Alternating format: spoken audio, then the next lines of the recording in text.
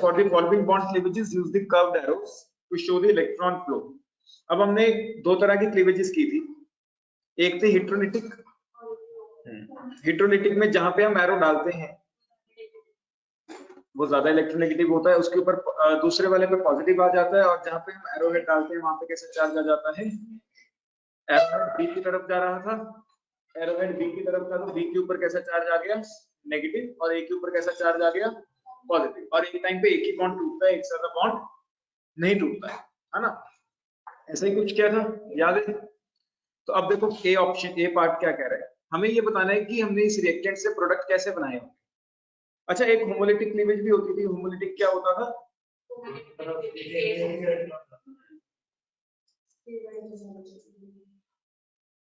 अब इसको बाहर घेर के आओ, शाबाश खड़े हो जाओ, शाबाश खड़े हो जाओ, तो एक बॉन्ड टूट जाता था और दोनों का एक एक रेडिकल आ जाता था, ठीक। तो एक थी हेटेरोलिटिक क्लीवेज और एक होती थी होमोलिटिक। अब जैसे ये वाला क्वेश्चन है ए पार्ट वाला, ए पार्ट वाले के अंदर CH3O OCH3 है, नहीं बच्चे, हमें बनाना क्या है, देखो इससे प्रोडक्ट्स दे रखे हैं, बस हमें उसका बॉन्ड तोड़ के दिखाना है कि हम बॉन्ड कैसे तोड़े। अब देखो यहाँ पे दोनों ही ऑक्सीजन के पास अपना अपना इलेक्ट्रॉन आ गया है, तो मतलब कैसी क्लीवेज की गई होगी, होमोलिटिक, तो हम भी इसकी कैसी क्लीवेज कर देते हैं, होमोलिटिक क्लीवेज कर देते हैं। क्लियर? कोई डाउट? क्लियर है? Anshula, Sakshi, clear? Yes sir. Sakshi, ठीक।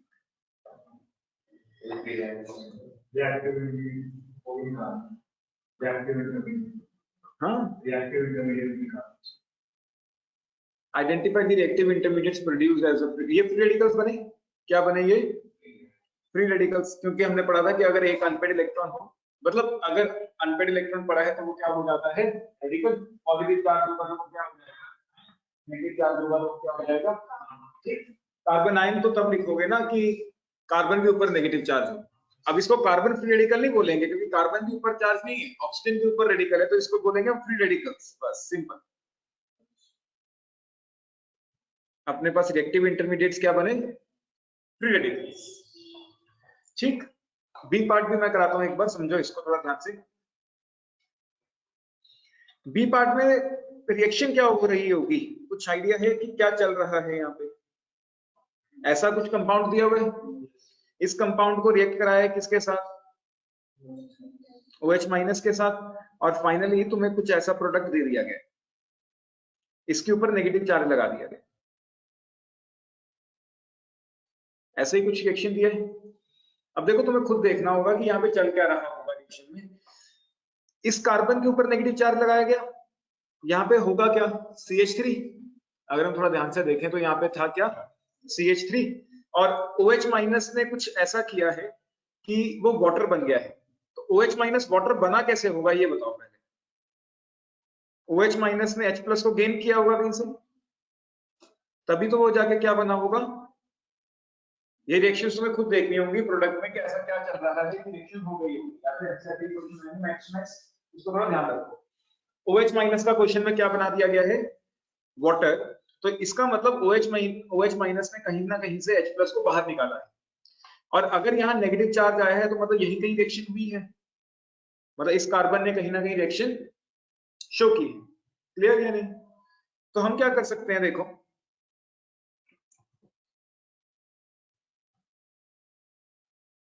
इस कार्बन के पास 3 हाइड्रोजन है, एक हाइड्रोजन को मैं थोड़ा अलग करके शो कर लेता हूं, या तीनों को अलग अलग शो कर देता हूं। इस कार्बन के पास 3 हाइड्रोजन हैं, हुआ क्या होगा, हमने इस तरीके की कोई क्लीवेज की होगी, तभी तो कार्बन के ऊपर कैसा चार्ज आया होगा, नेगेटिव। अगर हमें कार्बन के ऊपर नेगेटिव चार्ज देना है तो हमें कैसे क्लीवेज करनी होगी, हेटेरोलिटिक क्लीवेज करनी होगी, और इस कार्बन के ऊपर नेगेटिव चार्ज तभी आएगा अगर मैं एरोहेड इस कार्बन के, बच्चे हमें तो रेडिकल नेगेटिव बनाना है ना, रेडिकल तो बनानी ही नहीं, ऐसा वो उस पॉइंट में मैंने लिखवाया था कि अगर इलेक्ट्रोनेगेटिविटी सेम है तो वो कैसे क्लीवेजेस होती हैं, होमोलिटिक। लेकिन रिएक्शन में बाकी कंडीशंस के ऊपर भी डिपेंड करेगा कि होमोलिटिक होगी या हेटेरोलिटिक। तो तुम्हें जो प्रोडक्ट दिया है तुम्हें उसके हिसाब से ही क्या करनी है, क्लीवेज करनी है। क्लियर? तो यहाँ पे अपने को कैसा चार्ज दिया था कार्बन के ऊपर, नेगेटिव, तो मुझे इस तरीके की क्लीवेज करनी पड़ी। अब इस क्लीवेज से बनेगा क्या, ध्यान से देखो,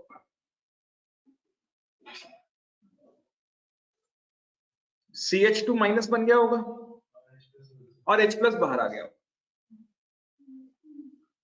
क्लियर? ये जो H प्लस बाहर आया इसको किसने गेन किया होगा, OH माइनस ने इसको जाके अपने साथ जोड़ दिया होगा और क्या बना लिया होगा। क्लियर? कोई डाउट? ठीक है, ऐसे कुछ हुआ होगा।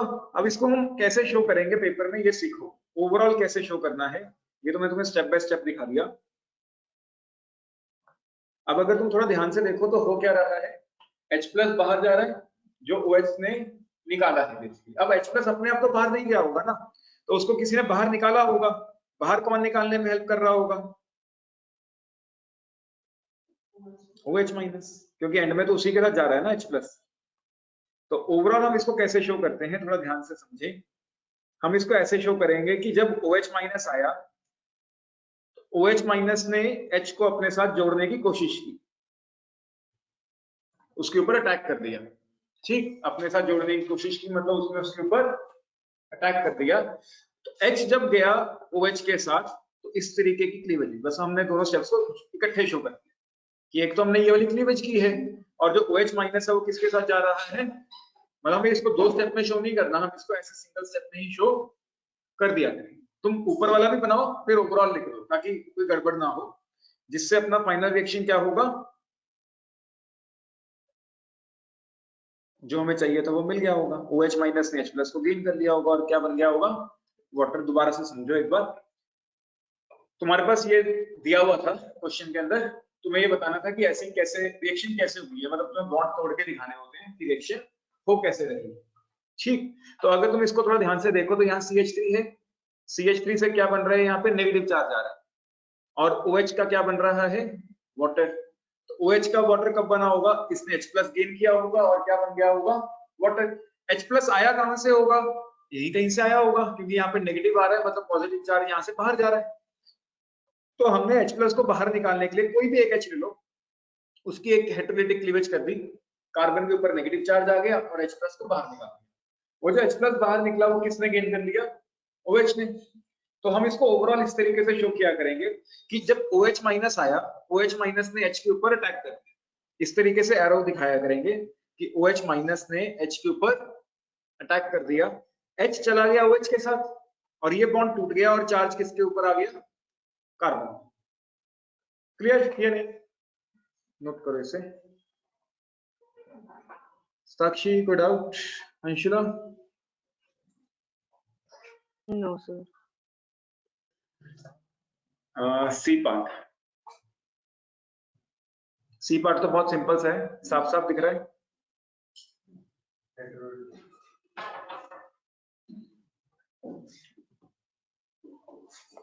तो इससे हमें क्या बनाना है,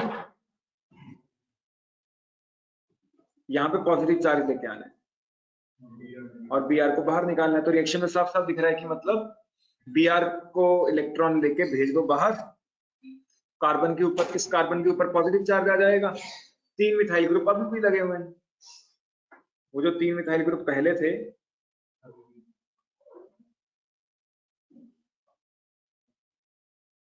वो अभी भी लगे हुए हैं, बस हमने Br को बाहर निकाल दिया है। तो इसमें जो इंटरमीडिएट मिलेगा वो क्या होगा,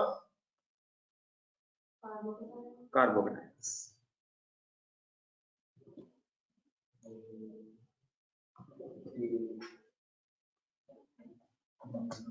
क्लियर? करो इसे नोट।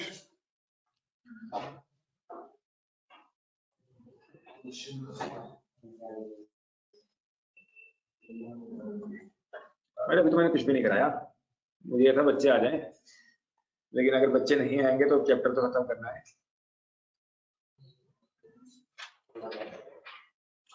डी पार्ट पहले डी तो कर लें, इलेक्ट्रोफाइल।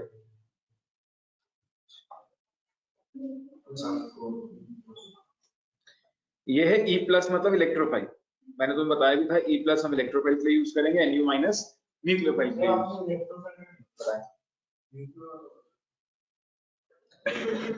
या फिर कोई भी एलिमेंट E हो सकता है, अगर इलेक्ट्रोफाइल नहीं भी है तो कोई भी एलिमेंट E लगा लो इसे, जिसके ऊपर पॉजिटिव चार्ज है। हमें इससे ये बनाना है। अब थोड़ा ध्यान से समझो इसमें करना कैसे, क्योंकि एक स्टेप में तो होगा नहीं। देखो पहले तो यहाँ पे पॉजिटिव चार्ज चाहिए और यहाँ पे इस बॉन्ड को तोड़ना है। अगर तुम थोड़ा ध्यान से देखो तो इस बॉन्ड को तोड़ा जा रहा है, यहाँ पे ये बॉन्ड नहीं है तो इस बॉन्ड को तोड़ देते हैं और हेटेरोलिटिकली तोड़ते हैं ताकि पॉजिटिव नेगेटिव भी आ जाए।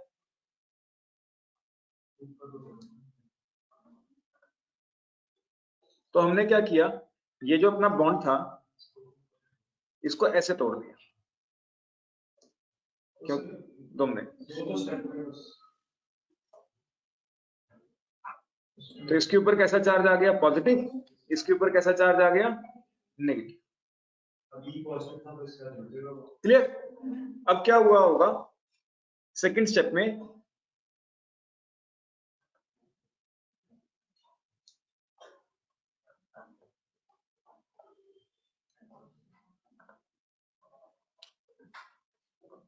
यहां पे नेगेटिव था, यहां पे कैसा चार्ज था, और E हमें कहां लगाना है? वैसे भी क्लियर है कि नेगेटिव के पास ही लगेगा। अब ये थोड़ा ध्यान से देखो, जो एरो शुरू करनी है वो नेगेटिव से शुरू करनी है और पॉजिटिव पे खत्म करनी है। कभी भी E नहीं आएगा, तुम ऐसे डालोगे कि ये इसके पास गया। उल्टा डालने में कोई दिक्कत नहीं है, लेकिन जो साइन कन्वेंशंस कहते हैं वो ये है कि इलेक्ट्रॉन रिच स्पीशीज जाके अटैक करता है इसके ऊपर इलेक्ट्रॉन डेफिशिएंट।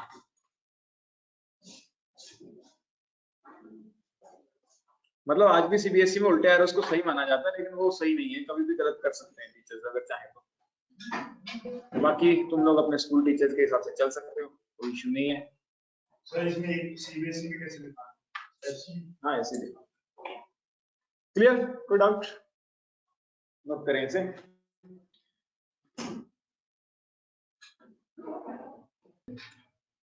एसिड्स, जो H गेन करें वो एसिड्स होते हैं। फिर बेस, हाँ लुईस एसिड जो H+ गेन करते हैं,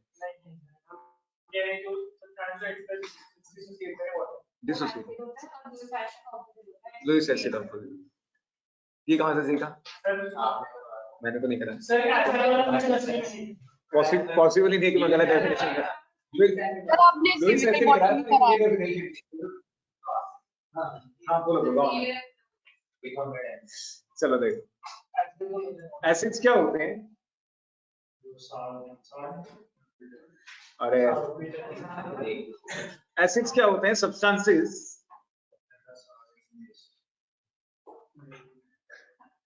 which can lose, बस बातें बंद। Substances which can lose hydronium ions, जो चीजें H+ आयन लूज करती हैं उसको हम क्या बोलते हैं? एसिड्स। जैसे इनऑर्गेनिक एसिड्स की बात करें, इनऑर्गेनिक में हमने HCl पढ़ा है। HCl क्या करता है? H+ लूज कर देता है, Cl- बना देता है, तो ये एसिड है, इनऑर्गेनिक एसिड। ठीक है, ये एक इनऑर्गेनिक एसिड है जो अभी तक हम पढ़ते आए। Inorganic acid. अब हम देखते हैं ऑर्गेनिक एसिड्स कुछ। ऑर्गेनिक एसिड्स, ऑर्गेनिक एसिड्स में 2 कैटेगरीज हैं ब्रॉडली, मतलब और भी बहुत सारे हैं लेकिन जो मेनली यूज होंगे, अल्कोहल्स एंड कार्बोक्सिलिक एसिड्स। जहां तक मुझे याद है मैंने बहुत बार लिखा है अल्कोहल्स एंड कार्बोक्सिलिक एसिड्स। ये दोनों एसिडिक हैं। अल्कोहल बहुत पुअर एसिड्स हैं लेकिन एसिडिक तो हैं।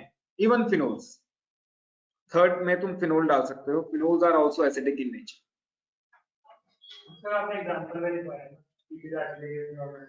Alcohols, carboxylic acids and phenols. अब होता क्या है, अगर हम अल्कोहल की बात करें, अल्कोहल्स एसिडिक क्यों है? अल्कोहल्स क्या होते हैं? ROH, इसके अंदर भी H है, तो ये H+ लूज कर देता है। जब ये H+ लूज करेगा तो क्या बनाएगा? RO-। बेसिकली H+ बाहर चला गया तो नेगेटिव चार्ज किसके ऊपर आएगा? ऑक्सीजन के ऊपर ही आएगा। तो ये होता है अल्कोहल, और इसको हम बोलते हैं एल्कोक्साइड आयन। क्या बोला करेंगे? Alkoxide ion. किसको बोल रहे हैं? जो हाँ, और किसको? सिमिलरली कार्बोक्सिलिक एसिड्स क्या होते हैं? RCOH। अगर इसमें से भी मैं H+ बाहर निकाल दूं, ऐसा कुछ हो जाएगा। ठीक, इसमें भी H है, वो H मैं बाहर निकाल देता हूं, H बाहर आ गया और चार्ज किसके ऊपर आ गया? माइनस, इसके ऊपर आ गया। ये था कार्बोक्सिलिक एसिड, और इसको हम बोलेंगे कार्बोक्सिलेट आयन।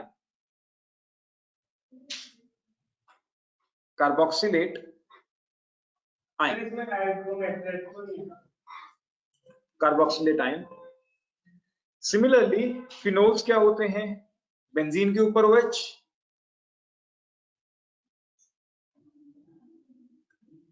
ये भी मैं तुम्हें बताया था कि फिनोल्स क्या होते हैं? बेंजीन के ऊपर। यहाँ पे भी H है, वो भी ऑक्सीजन के साथ। ध्यान से देखो तो जहां पे ऑक्सीजन के साथ H आ रहा है, सिर्फ वही कंपाउंड एसिडिक बिहेव कर रहा है ऑर्गेनिक एसिड्स। ठीक, इसका क्या बनेगा बताओ? इसका वही होता है बेंजाइल। देखो सिंपल सा है, ये H+ बाहर चला जाएगा। अगर H+ बाहर चला जाता है तो नेगेटिव चार्ज किसके ऊपर आ जाएगा? ऑक्सीजन के ऊपर। कोई भी डाउट? ठीक, इसको हम क्या बोलते हैं? फिनोल, और इसको हम बोलेंगे फिनॉक्साइड आयन। इसको हम क्या बोलेंगे? Phenoxide ion. कोई डाउट? नोट करो पहले तो इसे। Acids are the substances which can lose hydronium ions, H+ ions.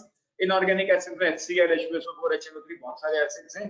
Organic में मेनली ये तीन पढ़ोगे तुम, alcohols, carboxylic acids and phenols.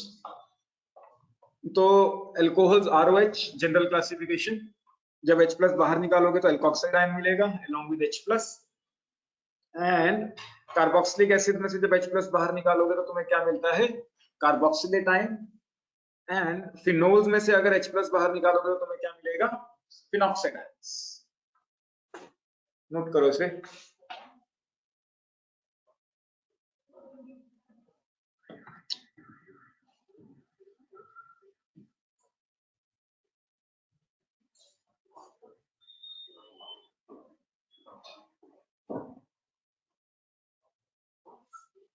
Ready देखा मेरे को, कैनिंग बोल पूरा देखा, वो नहीं देखा, फिर रेडी तो समझ नहीं आया होगा। तो जब आपने इसको नहीं करा इससे पहले राम का एंगल वाली अच्छी बात है, चलिए नोट थोड़ा सा नोट करो। अच्छा, अब एक चीज और यहाँ पे हमेशा याद रखें, कोई भी एसिड है, मान लो ये हम इक्विलिब्रियम में भी डिस्कस करेंगे दोबारा से, यहाँ पे सिर्फ जितना अभी चाहिए उतना देख रहे हैं। कोई भी एसिड है, ठीक, एसिड में से अगर तुम H+ बाहर निकाल देते हो, क्या बाहर निकाल देते हो? H+, तो जो चीज मिलती है उसको हम बोलते हैं कॉन्जुगेट बेस। क्या बोलते हैं? कॉन्जुगेट। अच्छा, तो ये उसमें भी यूज हुआ है तो केमिकल बॉन्डिंग उसमें वो कार्बन निकालना होता है और दूसरे की हाइड्रोजन क्या है। तो ये हम इक्विलिब्रियम में डिटेल में डिस्कस करेंगे, क्योंकि आयनिक इक्विलिब्रियम इसी टॉपिक के ऊपर है, एसिड बेसिस के ऊपर। वहां पे हम सारे एसिड और बेस को पूरा डिटेल में डिस्कस करेंगे। फिलहाल अगर हम कोई भी एसिड लेते हैं, उसमें से अगर हम H+ बाहर निकाल दें तो वो क्या मिलता है अपने को? कॉन्जुगेट बेस मिलता है। ठीक, तो इसको मैं शॉर्ट में C बेस लिखता हूं, ऐसे कॉन्जुगेट बेस। नहीं नहीं, और भी बहुत सारी डेफिनेशन है एक्चुअली। क्या है, बहुत सारी डेफिनेशन है ये भी अभी हम एक्सप्रेस से ही कर रहे हैं, हम सिर्फ एक्सप्रेस से ही बात कर रहे हैं। तो जैसे अब अल्कोहल था, अल्कोहल में से हमने H+ बाहर निकाल दिया, तो ये जो एल्कोक्साइड आयन है ये अपने लिए क्या है, कॉन्जुगेट बेस। सिमिलरली यहां से मैंने H+ बाहर निकाल दिया, तो ये क्या है, कार्बोक्सिलेट आयन अपने लिए कॉन्जुगेट बेस है। सिमिलरली जब मैंने यहां से H+ बाहर निकाला है, तो जो फिनॉक्साइड आयन है ये भी क्या है अपने लिए कॉन्जुगेट बेस। क्लियर, ये नहीं कोई डाउट? क्लियर है सबको ऑनलाइन में? Clear? Yes, sir. Yes, sir. ठीक, लिख लिया? ऑलमोस्ट न्यूमेरिकल्स के लेवल का फर्क है, और कुछ टॉपिक सारे हैं। हाँ, मैं प्रिंट करा चुका हूँ। नहीं, वो तो मैं थर्मो के साथ ही प्रिंट करा चुका था, क्योंकि लेट हो रही थी ना, तब मेरा थर्मो के बाद इक्विलिब्रियम कराने का ही मूड था, तो थर्मो के टाइम पे ही मैंने प्रिंट इकट्ठे ऑर्डर दिया था उसे। ऑर्गेनिक में, ऑर्गेनिक तो देखो मेंस की तुम लोग +1 +2 की इकट्ठे ही कर पाओगे कहीं ना कहीं, तो क्योंकि कोई भी सिंगल क्वेश्चन आता ही नहीं है जो सिर्फ +1 के टॉपिक आइसोमेरिज्म को छोड़ के। +2 के रिएक्शंस यूज होंगे ही होंगे बीच में, ये तो बेसिक है जो तुम अभी पढ़ रहे हो। मेन अभी ऑर्गेनिक तो मेन तो +2 में आती है, इसको अप्लाई करेंगे वहां पे जब। चलो देखो यहाँ पे एक लाइन लिखो, more is the stability of conjugate base. क्या नहीं, वहां पे भी देखेंगे, अभी इसमें एनसीईआरटी में कुछ क्वेश्चन दिए हैं तो वो कराने। More is the stability of conjugate base, more will be the acidic strength of, more will be acidic strength of corresponding acid, corresponding acid. More is the stability of conjugate base, more will be the acidic strength of corresponding acid. कहने का मतलब क्या है, एक question के through इसको समझते हैं। मान लो क्वेश्चन आ गया, which is more acidic, which is more acidic। एक कंपाउंड तुम्हें दे दिया CH3 COH या CH3OH कर लो, और एक कंपाउंड तुम्हें दे दिया CH2 ClOH। ये दो कंपाउंड्स दे दिए, ठीक। दोनों अल्कोहल हैं तो दोनों एसिडिक हैं, ये तो क्लियर है तुम्हें, ठीक है। Alcohols are acidic in nature, तो दोनों के दोनों ही क्या होंगे, एसिड तो हैं। अब हमें ये पता करना है कि कौन सा ज्यादा एसिडिक है, तो तुमने कुछ नहीं करना, तुमने इसका कॉन्जुगेट बेस बना देना। क्या बना देना है, कॉन्जुगेट बेस। दोनों का ही क्या बना देता हूं, कॉन्जुगेट बेस। और मुझे पूरी उम्मीद है तुम सबको कॉन्जुगेट बेस तो पता है कैसे बनता है।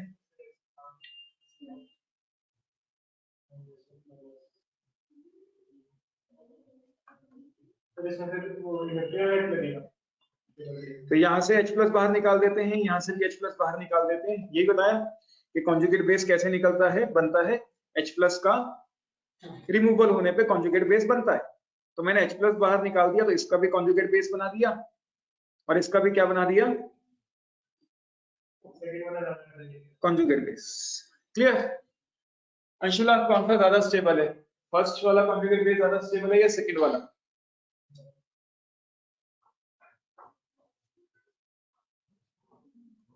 अंशुला,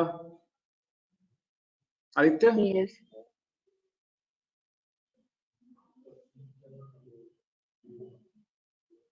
साक्षी,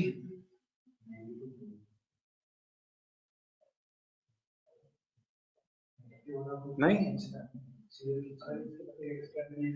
हाँ भाई, मानवी, नहीं? हाँ, क्यों? देखो मैंने क्या कहा था कि कोई भी पॉजिटिवली या नेगेटिवली चार्ज स्पीशीज अपने लिए क्या होगी, सेंटर ऑफ ऑब्जर्वेशन। तो ये अपना सेंटर ऑफ ऑब्जर्वेशन बनेगा, ये क्या बन जाएगा, सेंटर ऑफ ऑब्जर्वेशन। अब सेंटर ऑफ ऑब्जर्वेशन के ऊपर कैसा चार्ज है, नेगेटिव चार्ज है। नेगेटिव चार्ज है मतलब ये इलेक्ट्रॉन रिच है, मतलब इलेक्ट्रॉन बहुत ज्यादा है। अगर कोई ग्रुप ऐसा हो जो इससे इलेक्ट्रॉन ले ले तो इसको क्या कर देगा, स्टेबल कर देगा। ये हमने पहले भी देखा है इंडक्टिव इफेक्ट के एप्लीकेशंस के अंदर ही। तो ये भी एक तरह की इंडक्टिव इफेक्ट की एप्लीकेशन है जो मैंने स्किप कर दी थी क्योंकि एनसीईआरटी की थ्योरी में मेंशन नहीं थी, लेकिन उसमें क्वेश्चन मेंशन ये मैंने अब करवा दिया।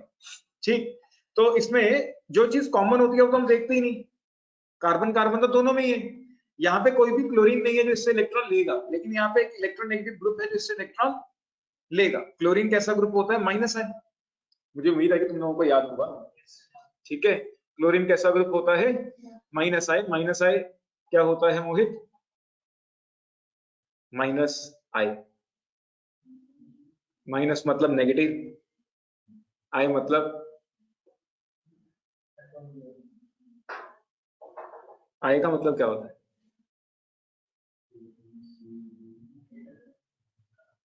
नहीं मैं पहले ही कहा था कि ऑर्गेनिक उनके लिए नहीं है जो बेसिक्स को याद ना कर पाए। देखो तुम्हें ये खुद करना होगा, मतलब पुरानी ऑर्गेनिक हर एक जगह यूज होगी, अभी तो कुछ यूज किया ही नहीं है कहीं पे भी। ये अभी भी बता रहा हूँ, अभी तो मैंने कुछ भी यूज, अभी तो सिखाया है कि ये होता है, ऐसे होता है, यूज तो अगले चैप्टर में आना है। तो ये माइनस आई ग्रुप है, ठीक है।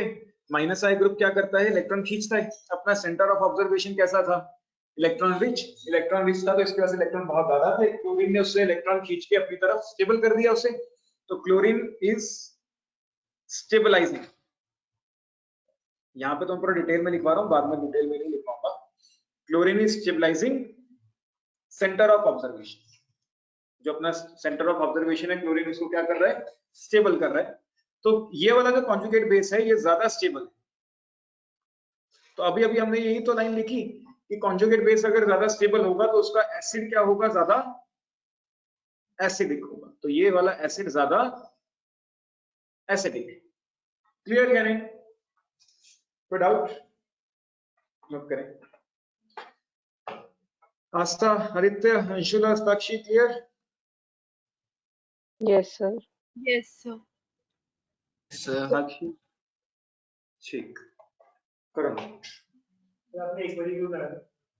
बुलाया तो 1 बजे इसलिए था कि सारे क्वेश्चंस करा दूंगा एनसीईआरटी के, लेकिन सुना मेरे को तो एनसीईआरटी क्वेश्चन करो। बुलाया इसलिए भी था कि शायद जो तुम्हें रट्टा लगाने के लिए टॉपिक्स देने हैं वो मैं सिखा दूंगा, लेकिन अब नहीं सिखा रहा, अब तुम लोग खुद ही सीख रहे हो।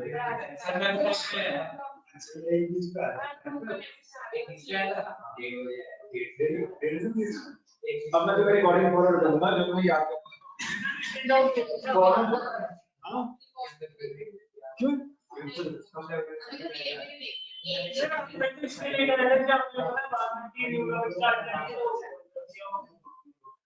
कल रात को सब लोग ऑनलाइन। एक है एसिटिक एसिड,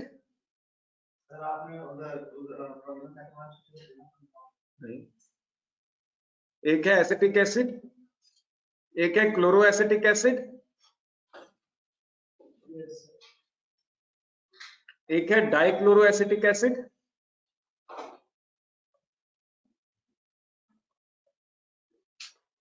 एक है trichloro acetic acid. Arrange this compounds in increasing order of their acidic state. देखो सिंपल सा, माइनस आई बढ़ता जाएगा तो एसिडिक स्ट्रेंथ क्या होती जाएगी, इंक्रीज होती जाएगी। इसमें कोई भी माइनस आई नहीं है, यहाँ पे 1 क्लोरीन है, यहाँ पे 2 क्लोरीन है, यहाँ पे। या फिर अगर हम प्रॉपरली समझना चाहें तो एसिडिक एसिड क्या होता है, CH3 C double bond OH। Chloro acetic acid क्या होता है, यहाँ पे एक हाइड्रोजन को हटा दिया जाता है और उसकी जगह क्या लगा दिया जाता है, क्लोरीन। तो ये होता है chloro acetic acid. Dichloro acetic acid में क्या होता है, 2 क्लोरीन आ जाएंगे।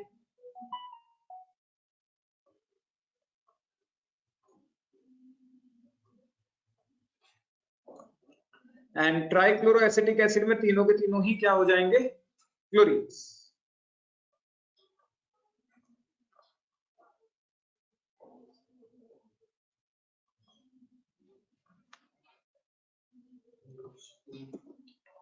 इन सब के कॉन्जुगेट बेसिस बना लोगे। कॉन्जुगेट बेस कैसे बनता है? H प्लस के बाहर निकालने से।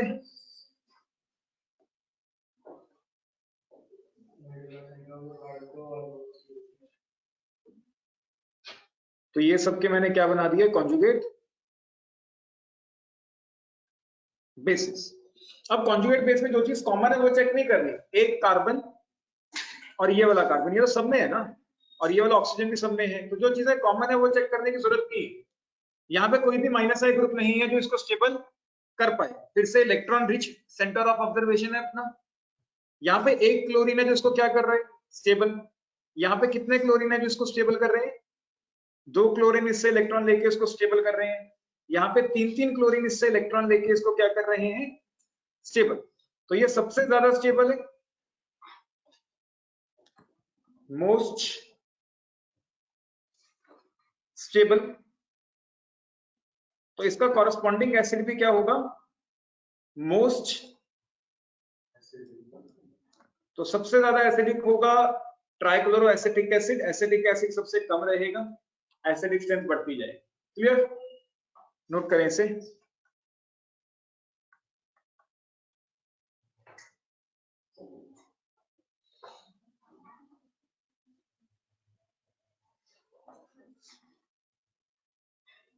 सिंपल सा है, प्लस आई माइनस आई के एप्लीकेशन में आप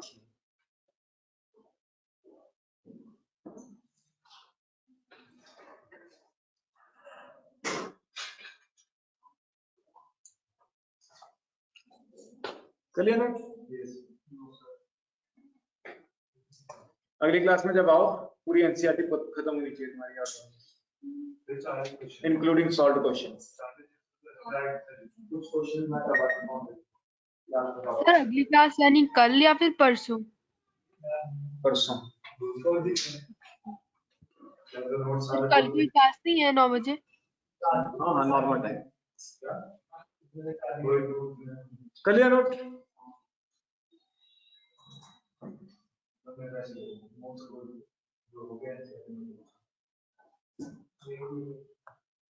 एक है क्लोरो, एक है एसिटिक एसिड। फिर से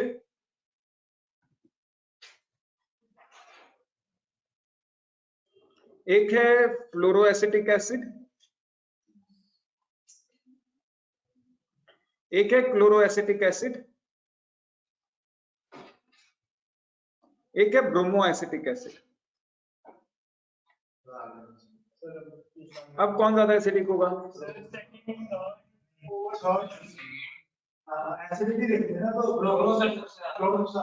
ब्रोमो सबसे ज्यादा होगा। फिर तुमने मानवी से पूछ लेते हैं।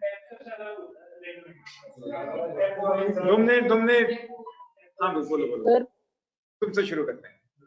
ब्रोमो सबसे ज्यादा, क्लोरो क्लोरो, हाँ भाई क्लोरीन। क्यों? क्योंकि माधव कह रहा है, इतना भरोसा है। हाँ फोन कॉल।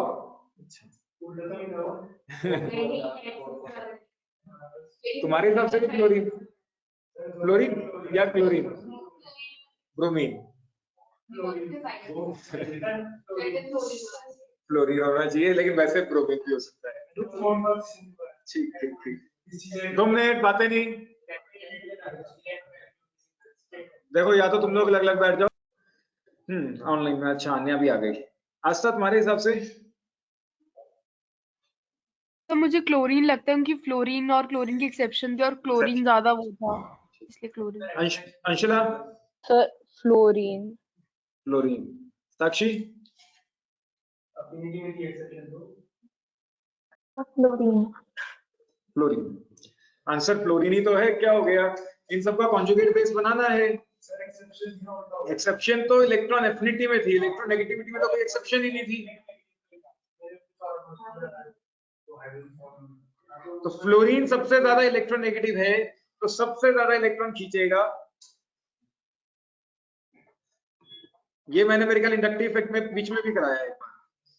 क्लोरीन दूसरे नंबर पे इलेक्ट्रॉन खींचेगा, ब्रोमीन तीसरे इलेक्ट्रॉन पे खींचेगा। यहाँ तो कोई खींचेगा ही नहीं।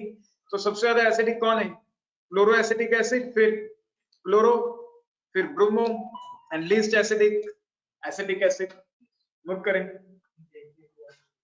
हाँ सर IBR वाला तो कुछ और इसके IBR सर कुछ ऐसा आपने कराया सर क्लास में और एक्स्ट्रा क्लास करेगी IBR क्लास करेगी क्लोरीन ऑक्सीजन नाइट्रोजन फोन के हिसाब से IBR कराया मुझे याद है सर I ब्रोमीन वो मैंने नहीं कराया वैसे मुझे याद है। Excuse me, sir. किसी को याद है हाँ बोलो सर एक्स्ट्रा क्लास में इसका पेपर का इसका पेपर का वो कुछ और होगा बनाना बोलो आस्था।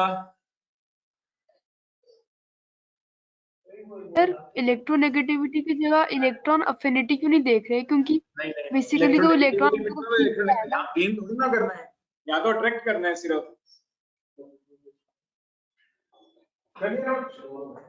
Okay sir.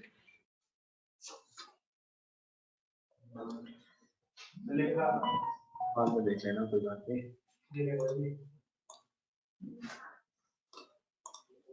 करो इस क्वेश्चन बताएं। इलेक्ट्रोमैग्नेटिक इफेक्ट में कराता हूँ, वही मैंने टॉपिक रखा हुआ है संभाल के। तुम इंडक्टिव के हिसाब से इसको आंसर करो। आंसर इंडक्टिव सेकंड बात ट्राई करो। इंडक्टिव इफेक्ट की डेफिनेशन मैं करवा देता हूँ, ठीक है। डेफिनेशन बहुत इंपॉर्टेंट है, जितने भी मैंने कराई है, ठीक है। इंडक्टिव रेजोनेंस सबकी डेफिनेशन इंपॉर्टेंट है। हाँ मैं चेंजेस कर दूंगा सर हमारे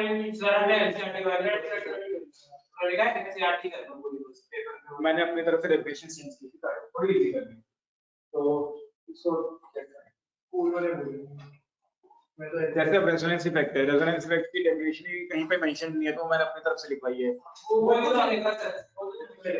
तो इसको ट्राई करें। फर्स्ट पार्ट तो मैं कराई चुका हूं, फ्लोरोएसिटिक एसिड, डाइफ्लोरो एंड ट्राइफ्लोरो। सेकंड का ट्राई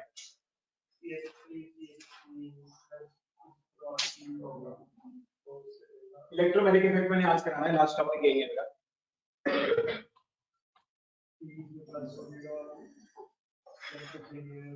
ठीक है सर यही होगा सर। ये सारे कौन सा धरा का सही है?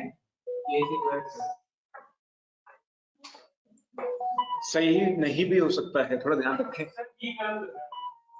तुम अपनी तरफ से सीक्वेंस बनाओ। ये एरोस मेरे ख्याल से गलती से बुक्स में डल गए हैं। तुम एरोस अपनी तरफ, तुम ये 3 कंपाउंड लो एंड तुम इसका एसिडिक स्ट्रेंथ का कंपैरिजन करके बताओ। सर उल्टा है।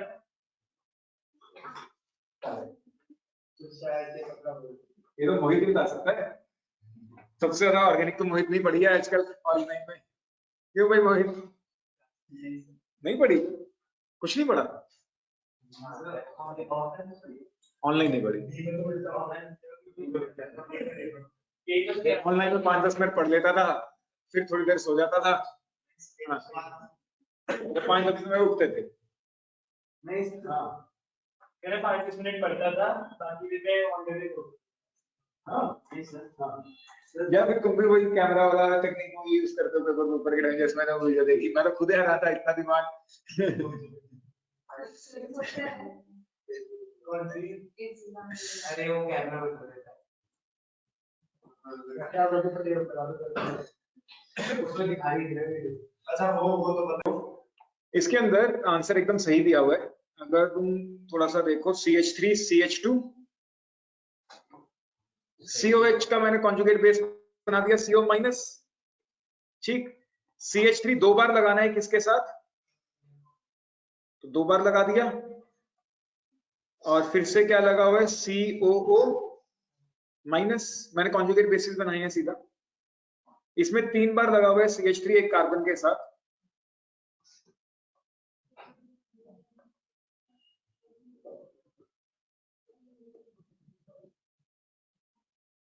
ठीक। अब ये अपना सेंटर ऑफ ऑब्जर्वेशन है। ये पूरे को ले लेते हैं जो कॉमन हिस्सा है बेसिकली। इसको हम पूरे को ही रख लेता हूं। अब यहाँ पे इलेक्ट्रॉन 2 कार्बन तो सब में है ही है, जो कॉमन है उसको देखते ही नहीं। लेकिन बाकी जो CH3 है वो कैसा ग्रुप होता है, प्लस है। तो पहले ही इलेक्ट्रॉन बहुत ज्यादा है और इलेक्ट्रॉन देख के तुम उसको क्या कर रहे हो, अनस्टेबल। और इलेक्ट्रॉन देख के क्या कर रहे हो, अनस्टेबल, हाईली अनस्टेबल। नेगेटिव है तो पहले से ही इलेक्ट्रॉन रिच है, और इलेक्ट्रॉन दोगे तो उसकी स्टेबिलिटी को कम करोगे, इलेक्ट्रॉन लोगे तो उसकी स्टेबिलिटी को ज्यादा करोगे। सिंपल है, इसको नॉर्मली समझो कि नेगेटिव मतलब ज्यादा चीज है, ज्यादा चीज है तो हमें उसकी स्टेबिलिटी को करने के लिए चीज को कम करना है, कम करना है मतलब इलेक्ट्रॉन अपनी तरफ खींचने हैं, अपनी तरफ खींचेगा कौन, माइनस आए। अगर इलेक्ट्रॉन ज्यादा है, अनस्टेबल है, उसके कारण और इलेक्ट्रॉन दोगे तो वो और क्या हो जाएगा, अनस्टेबल हो जाएगा। सिंपल सा बंदा है, कोई दिक्कत? तो ये ऑर्डर एकदम सही दिया हुआ है, ऐसा कोई दिक्कत वाली बात नहीं। क्वेश्चन में एक्सप्लेनेशन पूछी है। अब अगर ऐसे ही तुम क्लोरीन वाले हिसाब से याद रखो तो एक्सप्लेन करना पड़ेगा, तो नीचे एक लाइन भी लिखनी पड़ेगी। नोट करें इसे, इसको प्रॉपर्ली एक्सप्लेन करना पड़ेगा। तुम्हें कॉन्जुगेट बेस बना के दिखाओगे ये तीनों, फिर इसका स्टेबिलिटी बताओगे, फिर एंड में एक लाइन लिखोगे कि more is the stability of conjugate base, more is the acidic strength of corresponding acid, फिर जाके ये ऑर्डर एक्सप्लेन होगा। नोट करो इसे। इलेक्ट्रोमेरिक इफेक्ट, ये एक तरह का टेम्परेरी इफेक्ट है। अभी तक हमने जितने भी इफेक्ट पढ़े, रेजोनेंस इफेक्ट, इंडक्टिव इफेक्ट, वो सब कैसे थे? ये पहला टेम्परेरी इफेक्ट है तुम्हारे सिलेबस का, एक ही है, पहला और आखिरी, ठीक है। The phenomena of movement of electron from one atom to another, लेकिन यहाँ पे मल्टीपल बॉन्ड होना जरूरी है। मल्टीपल बॉन्ड मतलब डबल बॉन्ड या अनसैचुरेशन होना जरूरी है at the demand of attacking rays. ये इफेक्ट तभी देखने को मिलता है जब अटैकिंग एजेंट अटैक कर रहा होगा। बेसिकली है क्या, समझो इसे, मैं बताता हूं कि मेनली है क्या।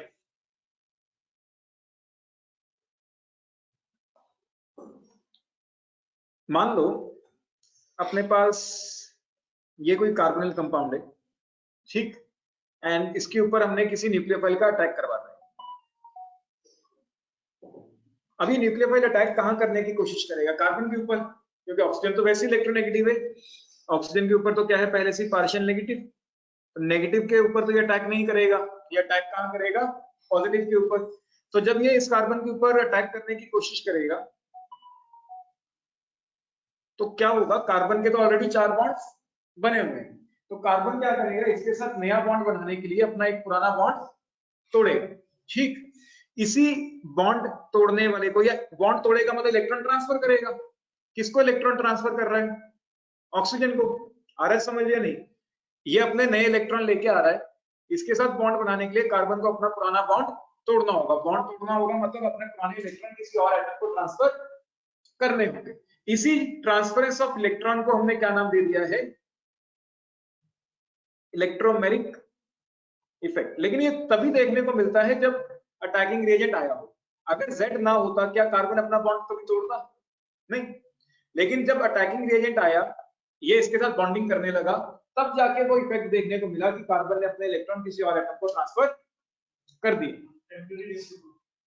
टेम्परेरी इसलिए क्योंकि ये हमेशा नहीं होगा ना, ये तो Z के इन्फ्लुएंस में हुआ। एक बार इन्फ्लुएंस हो गया फिर रिवर्सिबल होंगी सारी, देखिए नोट करो इसे। Z को हम लीव भी कराएंगे कुछ रिएक्शंस के अंदर, उल्टा भी पढ़ा करेंगे। तो phenomena of movement of electrons from one atom to another in a multiple bond को रिमूव करेंगे तो वापस at the demand of attacking reagent is called electromeric effect, and it is denoted by E effect. Inductive में जैसा ही है almost, इतना नहीं, थोड़ा सा अलग।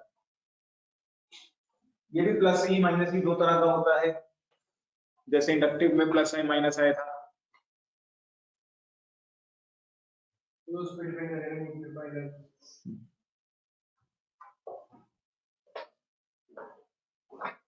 ये भी दो तरह का होता है, प्लस या माइनस। ये दो तरह की रिएक्शन हुई है जो मैंने अभी बताई, ठीक। और ये टेम्परेरी इफेक्ट होता है, इसका थोड़ा ध्यान रखें।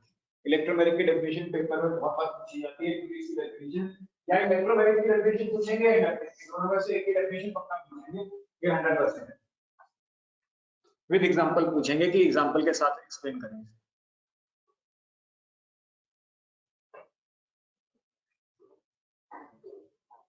मैं क्वेश्चन फॉरवर्ड करूंगा कुछ ऑर्गेनिक के। सर एनसीईआरटी करनी है ये वाली? तुम अभी एनसीईआरटी करो, फिर देखते हैं कितना पानी में हो, उसके बाद देखेंगे कहाँ तक करना है इसकी। और ये मोहित वाला दादा की डूबता है क्यों मोहित? मितुल का समझ नहीं आ रहा। सर इसके साथ इंडक्टेंस भी पूछ। आर्यन ने तो सवारी की ही नहीं अभी तक ऑर्गेनिक की, वो तो पहले ही निकल गया था बाहर। देखो सर मैं तो भी देख नहीं है ना, तो मैं तो 3 लाख के लगना है सर। हाँ सर वो टीचर लिखने प्लस आई वन। हाँ बिल्कुल, it is of two types, positive electronegative effect plus C and negative electron. हाँ सारा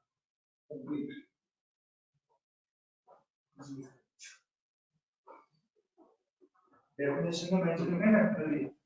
हाँ बिल्कुल मेंशन कर लें तो ज्यादा सही है। एक होता है प्लस सी और एक होता है माइनस सी। प्लस सी क्या है, जो अटैकिंग रिएजेंट है वो इलेक्ट्रोफाइल होना चाहिए, मतलब इलेक्ट्रॉन डेफिशिएंट होना चाहिए, तब जो इफेक्ट लगता है वो कौन सा लगता है, पॉजिटिव। ठीक है, if attacking reagent is electron deficient, मतलब अटैकिंग में भी पॉजिटिव चार्ज है। if attacking reagent is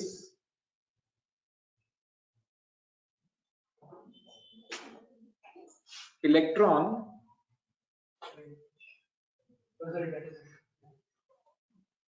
deficient, तब जो इफेक्ट लगता है वो कैसा इफेक्ट लगता है, इलेक्ट्रोफिलिक इफेक्ट प्लस ई। मान लो ये कोई कंपाउंड है,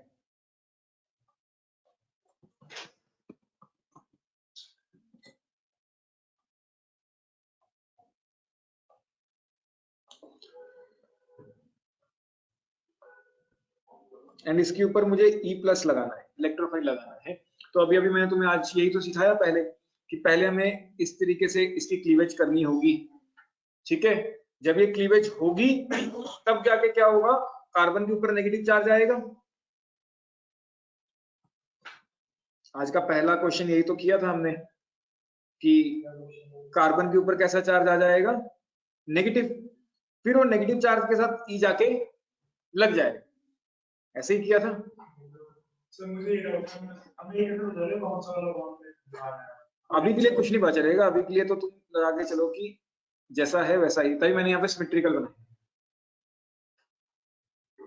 क्योंकि अगर हम H और C वाले बॉन्ड भी C की तरफ ऐड लगा दें उस वाले बॉन्ड से H वाला, अभी रुको आपसे रिएक्शन अभी आनी है, रिएक्शंस के बारे में तुम्हें कुछ नहीं पता है, तुम्हें बेसिक चीजें पता है। ठीक, तो बेसिकली हुआ क्या है, कोई इलेक्ट्रोफाइल आया, इलेक्ट्रोफाइल को मुझे यहाँ पे इस कार्बन पे लगाना था अकॉर्डिंग टू दिस रिएक्शन। ठीक, तो मैंने इसकी इस तरीके की क्लीवेज शो करी ताकि इस कार्बन पे कैसा चार्ज आ जाए, नेगेटिव। एक बार इस पे नेगेटिव चार्ज आ गया तो ये इसके साथ आके जुड़ जाएगा। क्लियर, नोट करें इसे।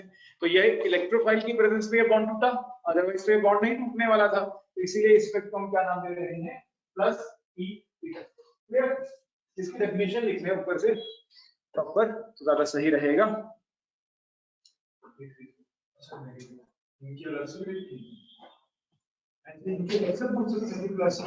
पूछ सकते हैं, थोड़ा सा कर लो, इलेक्ट्रोफिलिक के ऊपर बहुत बार क्वेश्चन मैंने सीबीएसई में देखे हैं, बहुत बार आते हुए देखे।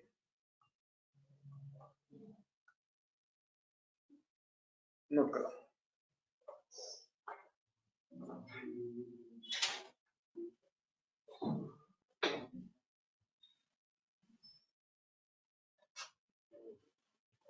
डेफिनेशन थोड़ी सी ध्यान में रखो, प्लस सी माइनस सी वैसे कम है, डेफिनेशन पूछेंगे, इलेक्ट्रोमैग्नेटिक डेफिनेशन पूछ सकते हैं लेकिन प्लस सी माइनस की डेफिनेशन नहीं पूछेंगे, ये पक्का है, लेकिन फिर भी अगर पूछ ली तो थोड़ा सा आइडिया होना चाहिए।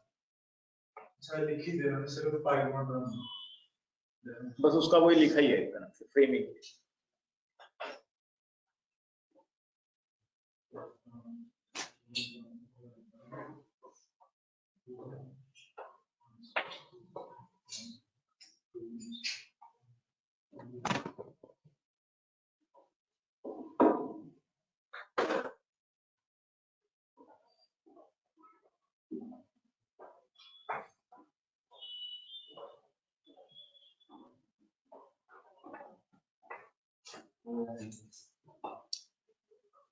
कहाँ चले गए? सर एक बार ऊपर वाली डेफिनेशन दिखाना, कौन सी वाली? तो जो प्रिंटेड वाली है। यही तो है प्रिंटेड वाली। अच्छा हाँ यही है, सॉरी।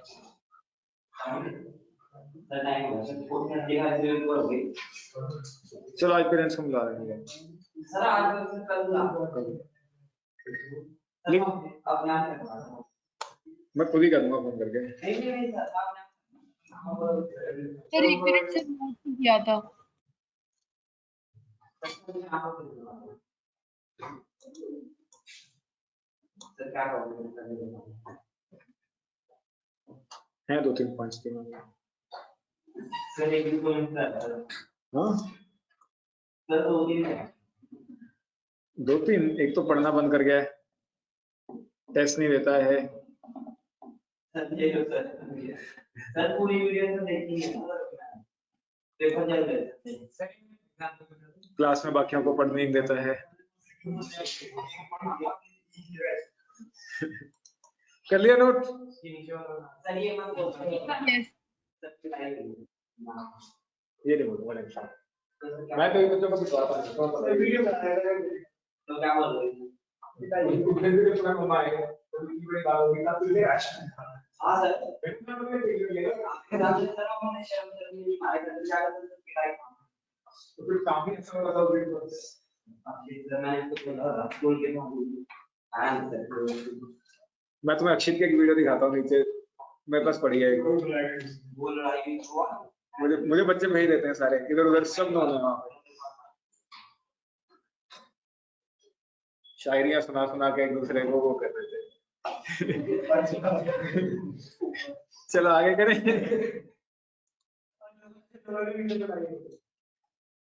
एक तो वहां पे ओनर है दुकानदार, उसने बना दिया। तो नेगेटिव इलेक्ट्रोमैग्नेटिक इफेक्ट, इसमें नेगेटिव, ये तो सेम वही है जैसे अभी मैंने साइनाइड वाला एग्जांपल दिया था, जिसमें नेगेटिवली चार्ज स्पीशी आके अटैक करे। साइनाइड वाला स्टार्टिंग में दिया था, इसमें इस वाला सेम वही है। तो इसमें क्या हो रहा है देखो, इसमें भी सेम साइनाइड ने जाके अटैक किया। अगर तुम ऐसे बनाना चाहते हो, साइनाइड क्यों अटैक कर रहा है इसके ऊपर, क्योंकि इसके ऊपर पार्शियल पॉजिटिव है और इसके ऊपर पार्शियल, लेकिन साइनाइड जैसे ही इसके ऊपर अटैक करेगा, कार्बन को अपने इलेक्ट्रॉन ट्रांसफर करने होंगे ये वाले बॉन्ड के, किसको? क्लियर या नहीं?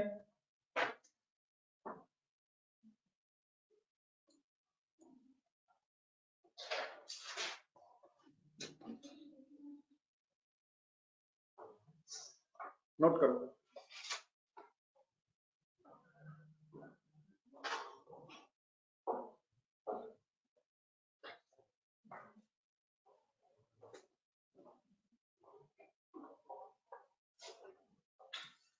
सिंपल सा है, सच डेफिनेशन तो मैं इसकी थोड़ी सी ध्यान में ही रखनी पड़ेगी।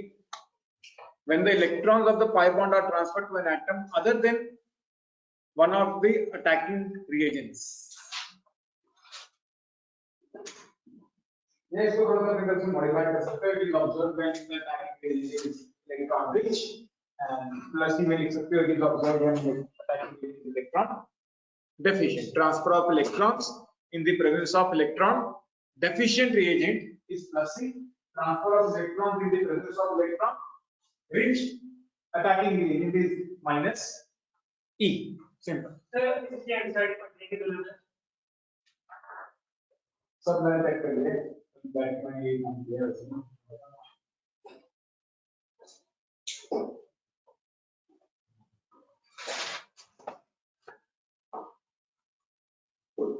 करो करो शाबाश, फटाफट नोट करो। क्या कंक्लूजन? मतलब आपने भी एक हमने inductive effect and electromagnetic effect.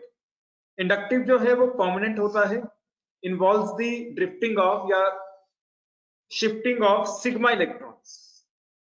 ठीक है, ये एक तो टेम्परेरी है, ऊपर से इसमें कौन से इलेक्ट्रॉन ट्रांसफर किए जा रहे हैं, और कंप्लीट ट्रांसफर है। यहाँ पे कंप्लीट ट्रांसफर है, यहाँ पे स्लाइट ड्रिफ्टिंग है, मतलब एक तरह से गेन नहीं हो रहे हैं हम, इलेक्ट्रॉन दे नहीं रहे हैं, उससे अट्रैक्ट कर रहा है। क्लियर? सर पहले वाले का भी समझ सुनना। हाँ कह सकते हो, इसके 3 पॉइंट्स बन सकते हैं चाहो तो, अगर कभी भूल जाओ तो इसके 3 पॉइंट्स बना सकते हो कि it is a permanent, it is temporary, it involves slight shifting of electron sigma electron, it involves complete transfer of electron, complete transfer इसमें किसका, पाई इलेक्ट्रॉन का, इसमें स्लाइट शिफ्टिंग किसकी, सिग्मा इलेक्ट्रॉन। इसके 3 पॉइंट तो यहीं से आ जाएंगे। और ये सैचुरेटेड कंपाउंड्स में लगेगा, लग सकता है, जबकि ये सिर्फ और सिर्फ किस में लगता है, अनसैचुरेटेड में। क्लियर?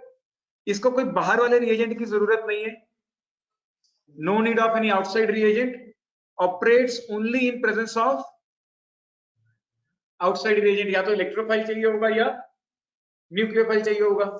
इसमें पार्शियल सेपरेशन ऑफ चार्जेस है, कोई आयंस नहीं बनते हैं, इसमें कंप्लीट ट्रांसफर ऑफ इलेक्ट्रॉन है, तो इसीलिए इसमें आयंस मिलेंगे। क्लियर? नोट करें,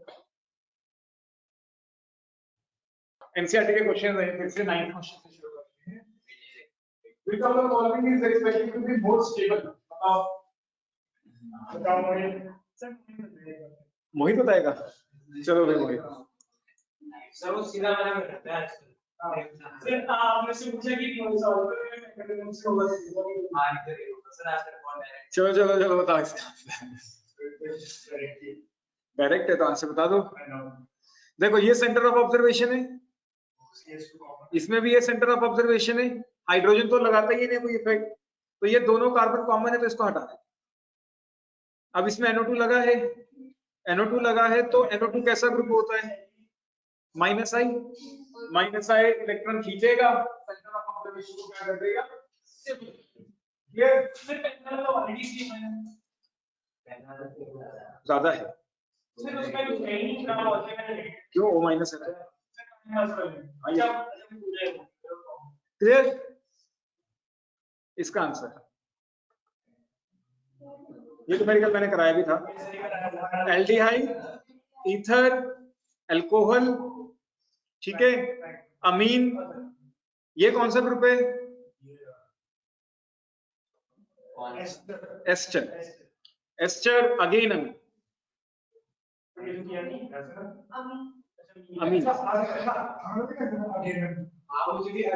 अगेन अमीन्स, अमीन ये भी है, ये कौन सा है, नाइट्रो, ठीक, इसे ट्राई करें, ये तो कर लिया था सर दोबारा करें। क्वेश्चन नंबर इससे पहले वाला ये बच्चे, ये था 7th होगा ये, कोई नहीं बना दे दोबारा करो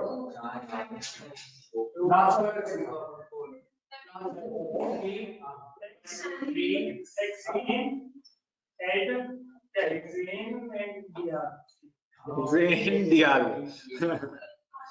डाई अल लगाते, मैं तो पहले भी था भाई, तो कहीं इशू नहीं था। मैं कंफ्यूज ही हो गया अच्छा सर सी वाला तो मैं कहा था कि स्पेस नहीं होती, पढ़ने में दिक्कत होती है कि क्या लिखा होगा। सर ये नहीं आता तो हम पढ़ लें। ये क्या है सर प्रोफेक्ट इलेक्ट्रिक पहले तो इसका नॉर्मल स्ट्रक्चर बनाते हैं, देखो ट्राई करो, तुम लोग ट्राई करो, फिर मैं करो। ऐसा नहीं होता, समझो 2,2,4 ट्राइमिथाइल पेंटेन, ये तो हो जाएगा, ये तो आसान है। पहले सर मेरा बन गया, एक बार चेक करते हैं 2, 2, 4। अब इसका हमें कंडेंस फॉर्म भी बताना है, बॉन्ड लाइन तो ये हो गया, कंडेंस फॉर्म भी बताना है। अब देखो इस कार्बन से कितने CH3 लगे हैं, कितने CH3 लगे हैं, 2 कहां लगे हैं बच्चे, 3। इससे कितने CH3 लगे हैं, 3। फिर एक CH2 है, तो एक काम करते हैं, एक कार्बन है उससे कितने CH3 लगे हैं, 3। ये क्लियर या नहीं, ये 3 CH3 इस कार्बन से लगे हैं। इसके बाद क्या आएगा, CH2, इसके बाद क्या आएगा, CH2, उस CH2 के साथ एक और कार्बन लगा है जिसके साथ एक तो हाइड्रोजन है और फिर से दो क्या लगे हैं, CH3, दो क्या लगे हैं फिर से, CH3। तो ये नहीं, एकदम सही है।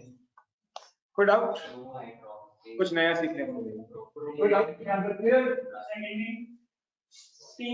ये चीज क्लियर है, कंडेंस फॉर्म में कैसे कन्वर्ट किया, क्लियर है?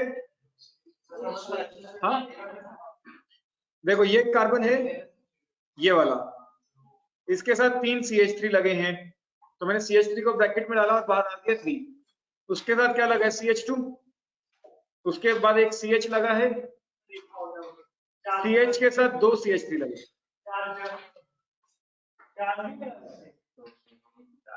ऑर्गेनिक कंपाउंड में इसका चार मेंशन है, चार यूज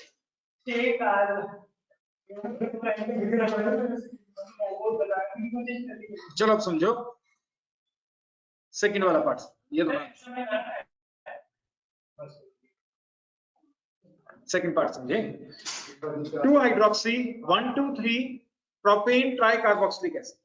अच्छा, प्रोपेन का मतलब ये तो क्लियर है कि 3 कार्बन की चेन है और 2 पे OH भी लगा है, ये भी क्लियर हो रहा है। 2 हाइड्रोक्सी मतलब 2 पे क्या लगा है, देखो यहां तक हमने कर लिया 2 हाइड्रोक्सी।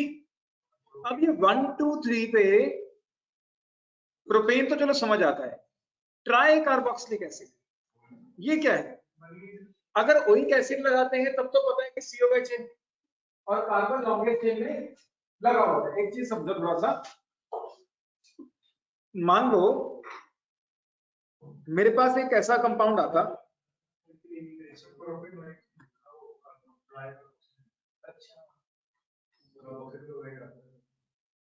अगर मेरे पास ये कोई कंपाउंड होता तो हम इसका नाम क्या लिखते हैं, इथेनोइक एसिड, क्योंकि ये कार्बन जो लॉन्गेस्ट चेन में इंक्लूड हो जाता है और हम इसको क्या लिखते हैं, ओइक एसिड लिखते हैं। अब यहाँ पे ओइक एसिड यूज नहीं किया, यहाँ पे क्या यूज किया है, कार्बोक्सिलिक एसिड तब यूज करते हैं अगर हमें COH ही लगाना हो, तो 1 2 और 3। हाँ, तो लग रहा है यहाँ ओइक एसिड हम यूज नहीं कर रहे, ओइक एसिड की जगह हमने सीधा क्या लिखा है, कार्बोक्सिलिक एसिड।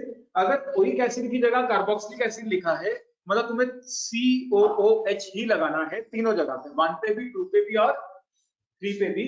COOH को हम क्या लिखते हैं, कार्बोक्सिलिक एसिड। अगर हम इस कार्बन को लॉन्गेस्ट चेन पे ले लें फिर तो हम क्या लिखते हैं, ओइक एसिड। अगर लॉन्गेस्ट चेन में डाल लें तो क्या लिखते हैं, कार्बोक्सिलिक एसिड। नोट कर लें इसे। हाँ, कंडेंस तो तुम लोग बनाओगे, मुझे कहाँ आता है। नहीं, अभी तो बॉन्ड लाइन भी नहीं है, ये तो बॉन्ड लाइन भी बनाना है, कंडेंस भी बनाना है, ये तो नॉर्मल स्ट्रक्चर है। बनाओ, ये तो नॉर्मल स्ट्रक्चर बनाया है अभी हमने, इसका बॉन्ड लाइन भी बनाई, इसका कंडेंस फॉर्म भी बनाई, वैलेंसी तो सेटिस्फाई करनी है। चलो देखो, कंडेंस में तो पहले कंडेंस बना लेते हैं। ये नीचे वाला कार्बन, ये इधर एक कार्बन है, एक कार्बन ये रहा, फिर एक नीचे कार्बन,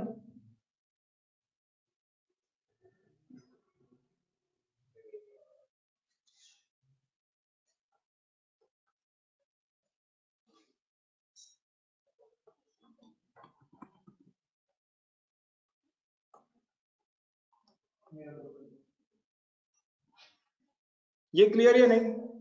सेकंड कार्बन पे क्या लगा है, OH, ठीक। COH को मैंने ऐसे लिख दिया, कार्बन को मैंने इंटरसेक्शन से शो कर दिए, बाकी एटम्स मेंशन कर दिए। यहाँ पे भी कार्बन को इंटरसेक्शन से शो कर दिया और बाकी एटम्स मेंशन कर दिए। तो ये तो बॉन्ड लाइन नोटेशन होता है। कंडेंस फॉर्म आता है, सर बात हो गया क्या है, condense form, sir bond line बनाए खुद बनाए, कंडेंस फॉर्म बनाए हम उनको देख रहे हैं। कंडेंस फॉर्म, कंडेंस मतलब जो रिपीटिंग यूनिट है उसको ब्रैकेट में डालना। पहले यहाँ देखो कि रिपीट क्या हो रहा है, किस साधन से लगा है, तो उसको ब्रैकेट में रिपीट करना। सी गलत है, रिपीट हो रहा है, एक चीज है यहाँ रिपीट हो रही है।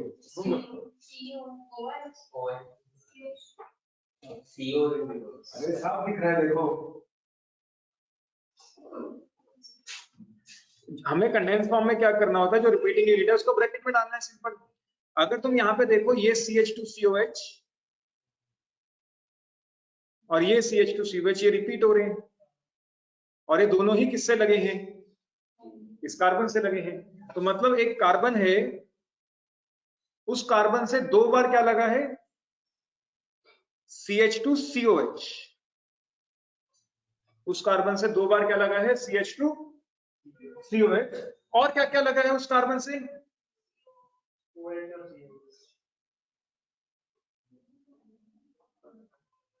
क्लियर, कोई डाउट? या तुम इसको ऐसे भी लिख सकते हो, ब्रैकेट वाली चीज पहले लिख दो, CH2COH ट्वाइस किससे लगा है, दो बार ये कार्बन से, उस कार्बन के साथ क्या लगा है, एक OH, और फिर एंड में ऐसे भी कर सकते हो, ठीक। ये एक क्वेश्चन मैं रिकॉर्डिंग से कर सकता हूं, ठीक है। एक क्वेश्चन मैं पहले भी कराया था सॉल्ट एग्जांपल में, उसमें भी ऐसे CH2CN था जो दो बार रिपीट हो रहा था। तो थोड़ा ध्यान से चीजों को नोटिस किया करो। ऑर्गेनिक मतलब खुद नोटिस करना। सी पार्ट करो करो करो, शाबाश। सी पार्ट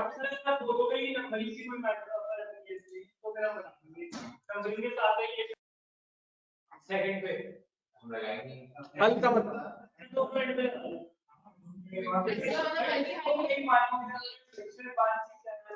चलो समझो, हेक्सेन डायल, अब दो बार एल्डिहाइड है, और एल्डिहाइड हमेशा होता भी कहां पे, एंड्स पे होता है। क्या बीच में कभी एल्डिहाइड होता है, नहीं। तो 6 कार्बन की चेन बनाते हैं, 3 4 5 6 बना दो, कोई चक्कर नहीं है। COH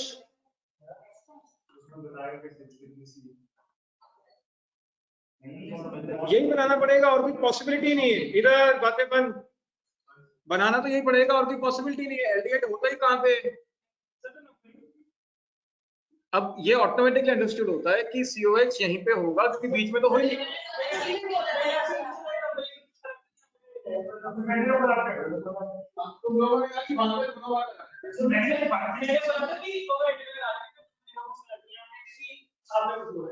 दोनों एंड पे कैसे लगेंगे मुझे बताओ, तो दोनों एंड पे तो लगा। अच्छा मुझे लगा तुम कह रहे हो यहीं पे दोनों लगा दो, कब मैं ये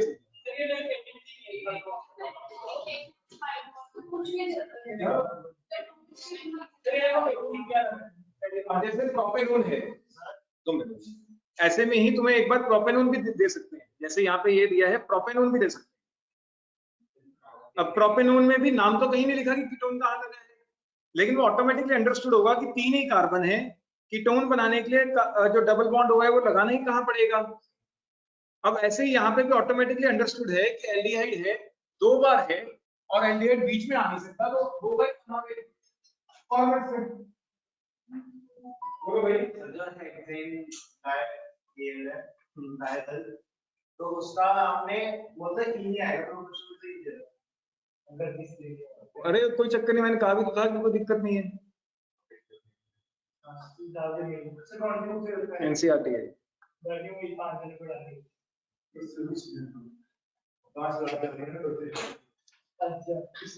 एक carbon, 2 carbon, 3 carbon, 4 carbon, 5 carbon, 6 carbon, ये हो गया तुम्हारा बॉन्ड लाइन नोटेशन, क्योंकि ऑक्सीजन कार्बन दिखा नहीं सकते हो तुम बॉन्ड लाइन में, ये बॉन्ड लाइन नोटेशन हो गया। कंडेंस फॉर्म क्या होगा बताओ, इसके कंडेंस फॉर्म मल्टीपल बन सकते हैं, बहुत सारे, 2 तरीके से इसका कंडेंस फॉर्म बनाया है।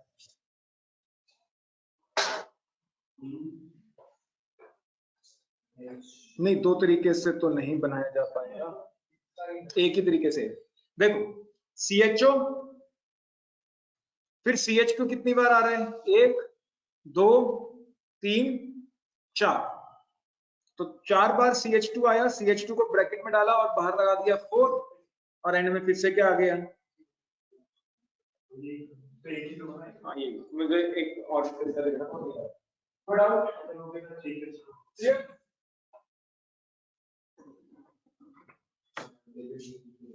कोई डाउट? पक्का?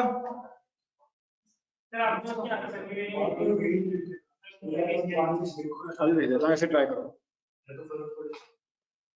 ट्राई करें इसे। होमोलोगस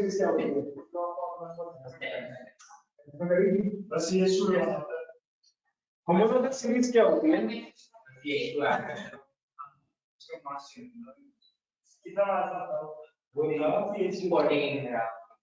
होमोलोगस सीरीज, इधर सुने, होमोलोगस सीरीज क्या है? जनरल क्लासिफिकेशन होती है, एक तरह सीरीज बना देते हैं। जैसे एल्केन्स की बात करें, एल्केन्स का हमने जनरल फॉर्मूला क्या किया था? CnH2n प्लस, तो इसका फर्स्ट मेंबर कौन होगा? कार्बन को 1 पुट कर दो, हाइड्रोजन क्या हो जाएंगे? 4। ठीक, सेकंड मेंबर कौन होगा? कार्बन को 2 पुट कर दो, हाइड्रोजन कितने हो जाएंगे? 6। फिर थर्ड मेंबर कौन होगा? कार्बन को 3 पुट कर दो, हाइड्रोजन कितने हो जाएंगे? 8। तो ये सीरीज चलती जाती है। ठीक, ये फर्स्ट मेंबर है, ये सेकंड मेंबर है और ये क्या है? थर्ड मेंबर है। कोई doubt? First member is methane, फिर इथेन, प्रोपेन, चलता जाएगा। अगर तुम इसमें डिफरेंस देखो तो दो मेंबर्स के बीच में CH2 का डिफरेंस आ रहा है। कितने कार्बन का डिफरेंस आ रहा है? तो बेसिकली अगले वाला मेंबर पिछले वाले मेंबर से एक CH2 यूनिट से वेरी करता है या नहीं? ठीक, और CH2 का मास कितना होता है? 14 AMU। तो दोनों का मास कितने यूनिट से वेरी कर रहा है? 14 AMU से वेरी कर रहा है। इसी तरह से एल्कीन की सीरीज होती है। एल्कीन का जनरल फॉर्मूला क्या होता है? CnH2n। इसका फर्स्ट मेंबर बताओगे ज्योति का? इथेन, क्योंकि यहाँ पे डबल बॉन्ड बनाना जरूरी है। डबल बॉन्ड बनेगा ही दो कार्बन के बीच, सिंगल मेंबर वाला, सिंगल कार्बन वाला यहाँ पे कोई भी मेंबर नहीं होता है। तो ये शुरू ही कहां से होता है? इथीन से। क्लियर? फिर चलता जाएगा प्रोपीन, ब्यूटीन, सो इसमें भी CH2 का वेरिएशन आएगा along with the 14 AMU mass difference. Similarly alkynes हो जाएंगे। अल्काइंस क्या होते हैं? CnH2n minus 2। इसका फर्स्ट मेंबर कौन होगा मोहित? अल्काइन का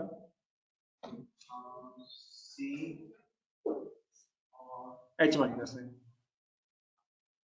H0 नहीं, हाँ 2 - 2 0, अकेला कार्बन 3 से स्टार्ट होगा। क्यों? C3 से। क्यों, ऐसा क्यों? 2 वाला बनेगा? क्यों नहीं बनेगा?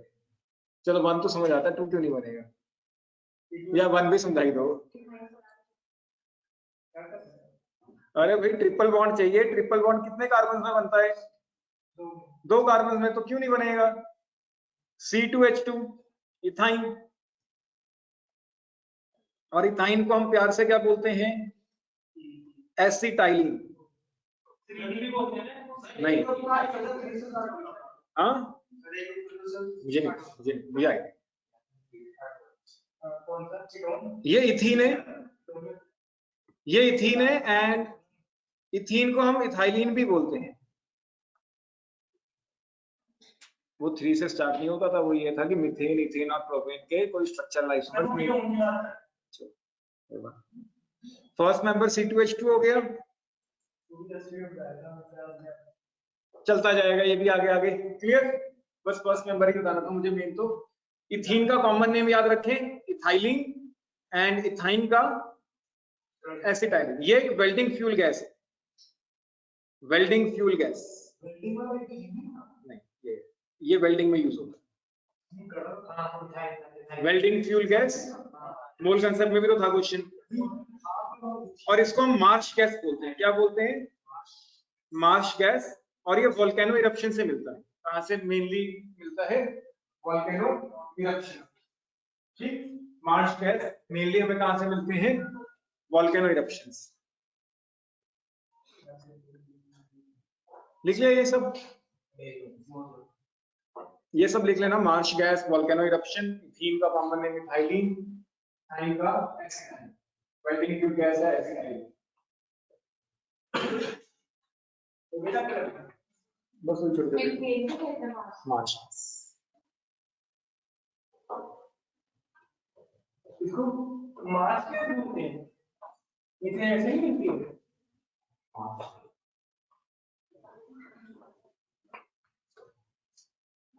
तो महंगी होती है ना, पता नहीं कुछ काम है मेरे काम की। चलिए इसे फंक्शन क्या है? मीथेन का बोला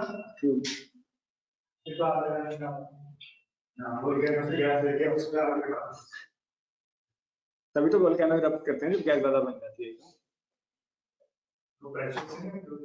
तभी तो सब कुछ ही है, गैस ही तो प्रेशर लगाएगी और कौन लगाएगा?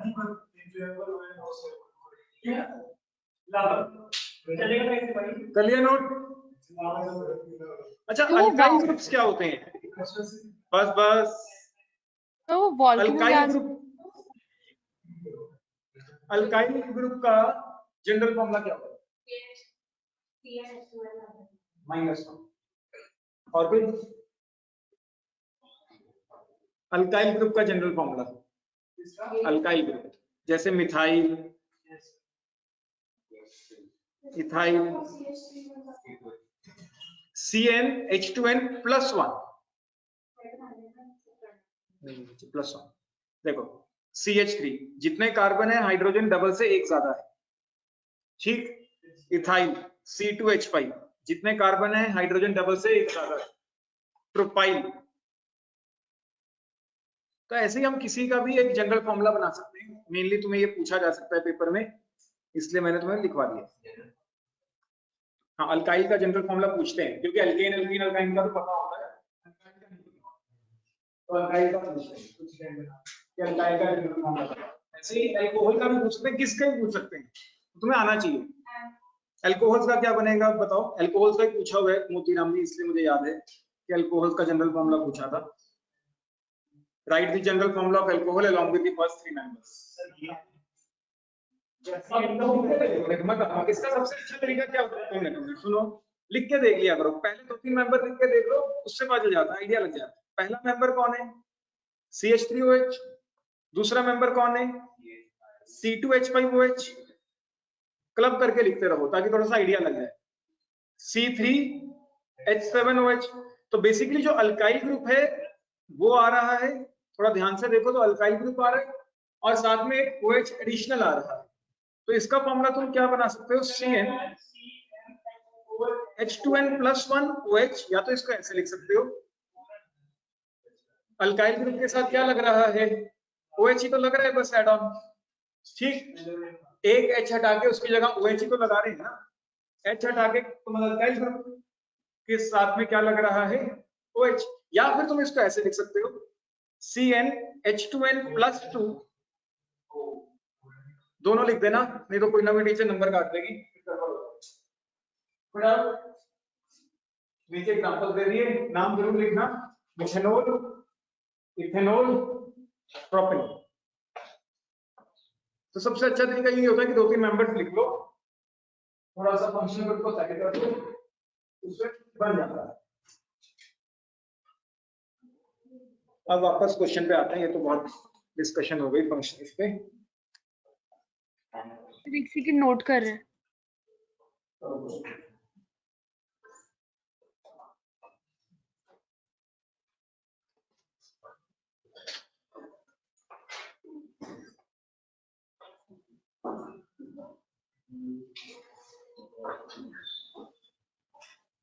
बस इथीन याद रखना फर्स्ट मेंबर, इथाइन याद रखना फर्स्ट मेंबर।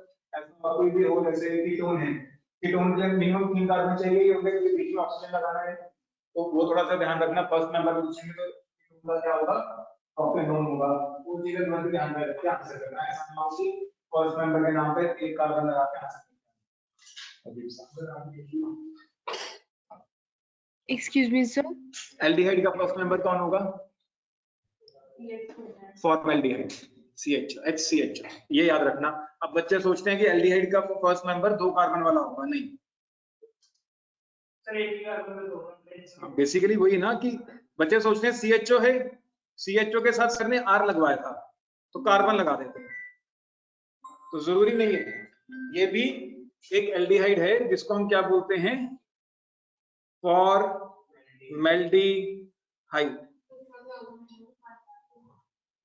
हम वन का सिंगल, ठीक। फॉर्मेल्डिहाइड और कार्बोक्सिलिक एसिड में भी कितने कार्बन चाहिए होते हैं? एक ही कार्बन चाहिए होता है। उसका भी फर्स्ट मेंबर कौन है? Formic acid. Formic acid first member. हमेशा नहीं है कि 2 ही कार्बन चाहिए या 3 ही कार्बन चाहिए, तो देख के आंसर करना है। क्लियर? कोई डाउट? समझ आया? नोट करो इसे फटाफट।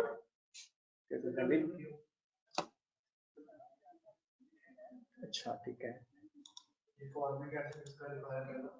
अंदर एक ही कार्बन है तो सेकंड मेंबर क्या हो जाएगा? Ethanoic acid. थर्ड मेंबर क्या हो जाएगा? Propanoic acid. फोर्थ मेंबर कौन हो जाएगा?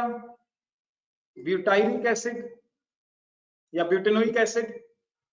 और फिफ्थ मेंबर कितना हो जाएगा? C4H9। तुम जरूरी नहीं है C4H9 ही लिखना है, तुम ऐसे पूरा बना के लिख सकते हो, ठीक है। सिमिलरली ये कीटोन है फर्स्ट मेंबर, सेकंड मेंबर में एक CH3 CH2 ऐड कर दो, बीच में कर लोगे? कहीं पे भी एक साइड पे CH2 ऐड करते चलो। जैसे सेकंड मेंबर क्या हो जाएगा? CH3 CO CH2 CH3। फिर एक और मेंबर ऐड करना है। अब जहां पे एक बार ऐड करना शुरू किया उसी साइड ऐड करें, मतलब कोई वो ना शो करें, हाँ हरकतें शो ना करें, है ना? सर ऐसे ब्रैकेट में नहीं ऐसा, ठीक है। ये फर्स्ट था, ये सेकंड, थर्ड, उसी में CH2 CH2 एक बार ऐड करते चले जाए, हो जाएगा। क्लियर? पोजीशन चेंज नहीं करनी है, इस चीज का ध्यान रखें। आइसोमर अपनी तरफ से नहीं बनाने हैं। डबल बॉन्ड पे आ गए तो सब कंपाउंड में डबल बॉन्ड नंबर 2 पे ही रहना चाहिए, डबल 3 पे नहीं होना चाहिए। अगर 3 पे हुआ तो होमोलोगस सीरीज से बाहर हो जाएगा। कोई डाउट? होमोलोगस सीरीज में सब कुछ सेम रहता है, बस एक CH2 ऐड होता रहता है। अगर तुमने पोजीशन चेंज की सब खराब हो जाएगा। तो जहां पे एक बार पोजीशन लगा दी गई है बस उसी को एक्सटेंड करते चले, पोजीशन चेंज करने की जरूरत नहीं है। जैसे अब यहाँ पे डबल बॉन्ड है, डबल बॉन्ड को कोने में ही रहने दें, बस एंड में एक CH2 ऐड कर देते। क्लियर? हो जाएगा।